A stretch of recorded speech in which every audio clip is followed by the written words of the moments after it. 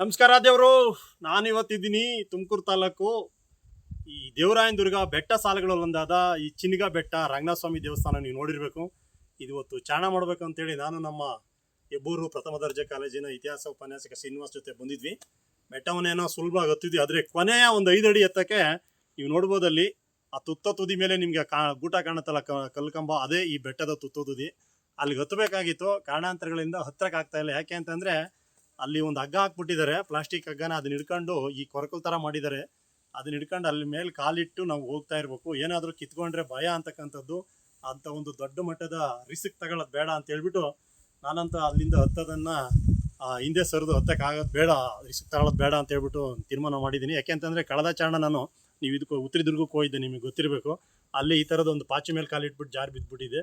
ಆ ಥರದ್ದು ಮತ್ತೆ ಏನಾದರೂ ಸಮಸ್ಯೆ ಮಾಡ್ಕೊಳ್ಳೋದು ಬೇಡ ಅಂತೇಳಿ ಹತ್ತುತ್ತಾ ಇಲ್ಲ. ಇನ್ನು 5 ಅಡಿ ಎತ್ತಿದ್ರೆ ಪೀಕಿಗೆ ಹೋಗ್ಬಿಡ್ತಿದ್ವಿ ಮೇಲ್ಗಡೆ. ಆ ಬೆಟ್ಟ ಅಲ್ಲಿ ನೀವು ನೋಡ್ಬೋದು, ಕೊರಕಲ್ ಥರ ಎಲ್ಲ ಮಾಡಿದ್ದಾರೆ ಕಾಲಿಡೋಕ್ಕೆ, ಮತ್ತು ಒಂದು ಹಗ್ಗ ಎಲ್ಲ ಹಾಕಿದ್ದಾರೆ. ಅದನ್ನು ಹಗ್ಗದ ಮೇಲೆ ನಾವು ನಂಬ್ಕೊಂಡು ಹತ್ತಬೇಕು. ಅದೇನಾದರೂ ಕಿತ್ಕೊಂಡ್ಬಿಟ್ರೆ ಕಷ್ಟ. ಕೆಳಗಡೆ ಕೊರಕಲೆಲ್ಲ ಇದೆ, ಆ ಥರ ಎಲ್ಲ. ಮತ್ತು ನಾವಿಲ್ಲೇ ಇಬ್ಬರಿರೋದ್ರಿಂದ ಯಾರಾದರೂ ಒಬ್ರೇನಾದರೂ ಕೆಳಗಡೆಗೆ ತಗೊಂಡೋಗೋರು ಯಾರೂ ಇಲ್ಲ. ಆ ಕಾರಣಕ್ಕೆ ತುದಿಗೆ ಬಂದ್ರೂ ಇನ್ನೊಂದು 5 ಅಡಿ ಹತ್ತಕ್ಕೆ ಆಗದೆ ನಾವು ಮತ್ತೆ ಕೆಳಗೆ ಮರಳ್ತೀವಿ.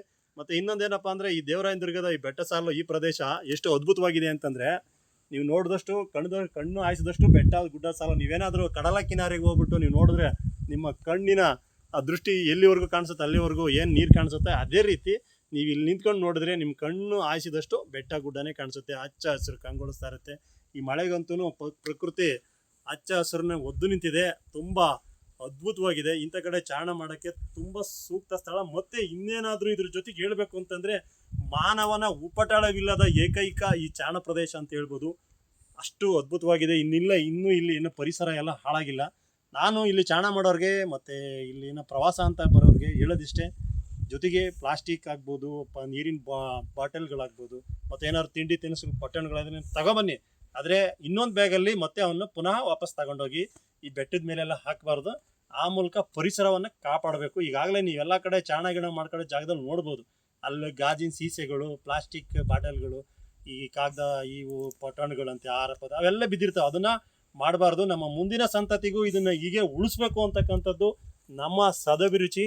ಇದ್ರ ಜೊತೆಗೆ ಇಲ್ಲೇನಾದರೂ ನೀವು ಚಾರಣ ಮಾಡಬೇಕು ಅಂತಂದರೆ ಮುಂಚಿತವಾಗಿ ಅರಣ್ಯ ಇಲಾಖೆಯ ವಾಟ್ಸಾಪ್ ಮೂಲಕ ಹೋಗಿ ನೀವು ನೋಂದಾಯಿಸ್ಕೊಂಡು ಬರಬೇಕು. ಅದೊಂದು ರೀತಿ ಪೂರ್ವ ಅನುಮತಿ ಅಂತಲೇ ಪಡಿಬೇಕು. ಅದೇ ರೀತಿ ನೀವು ಬುಕ್ಕಿಂಗ್ ಮಾಡಿಕೊಂಡು ಮುಂಚಿತವಾಗಿ ನೋಂದಣಿ ಮಾಡ್ಕೊಂಡು ಬಂದರೆ ಇಲ್ಲಿ ಅರಣ್ಯ ಇಲಾಖೆಯವರು ನಿಮ್ಮ ಬೆಟ್ಟದ ಮೇಲಕ್ಕೆ ಚಾರಣ ಮಾಡೋಕ್ಕೆ ಅನುಮತಿಸ್ತಾರೆ. ಮತ್ತು ಅಲ್ಲಿ ನಿಮಗೆ ಮಾರ್ಗದರ್ಶಕರು ಕೂಡ ಇದ್ದಾರಂತೆ ಅರಣ್ಯ ಇಲಾಖೆಯವರು. ಇವತ್ತೇನು ಅವರಿಲ್ಲ, ಆದರೆ ನಾವು ಇಬ್ಬರೇ ಹತ್ಕೊಂಡು ಬಂದಿದ್ದಂತೂ ನಮ್ಗೆ ಖುಷಿಯಾಗಿದೆ, ಯಶಸ್ವಿಯಾಗಿ ಹತ್ತಿದ್ದೀವಿ.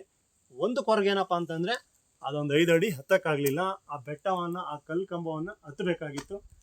ಆದರೆ ಹಗ್ಗದಿಂದ ಒಂದು ಭಯ, ಮತ್ತು ಆ ರೀತಿ ಕೆಳಗಡೆ ಏನಾದ್ರೂ ಜಾರಿ ಬಿದ್ದರೆ ಕೆಳಗಡೆಗೆ ಕಲ್ಲು ಪೊಟರೆಗಳಿಂದ ಕೂಡಿದೆ. ಆದ್ದರಿಂದ ನಮಗೇನಾದರೂ ಬಿದ್ದ ಮೇಲೆ ಸಮಸ್ಯೆ ಉಂಟಾದರೆ ಮತ್ತು ಇಲ್ಲಿಂದ ಇಳಿಯೋದು ಕಷ್ಟ, ಹೋಗೋದು ಕಷ್ಟ ಅಂತಕ್ಕಂಥದ್ದನ್ನು ನಾವು ಮುಂಜಾಗ್ರತೆಯಾಗಿ ಅರಿತು ನಾವು ಇಲ್ಲಿಂದನೇ ಕೆಳಗಡೆ ಇಳಿತಾ ಇದ್ದೀವಿ. ನೀವು ಚಾರಣ ಮಾಡೋದಾದರೆ ಅರಣ್ಯ ಇಲಾಖೆಯ ಪೂರ್ವಾನುಮತಿ ಪಡೀರಿ, ನೋಂದಾವಣೆ ಮಾಡ್ಕೊಳ್ಳಿ, ಬನ್ನಿ. ಆ ನಂಬರನ್ನು ನಾನು ಈ ಪರದೆ ಮೇಲೆ ಹಾಕ್ತೀನಿ.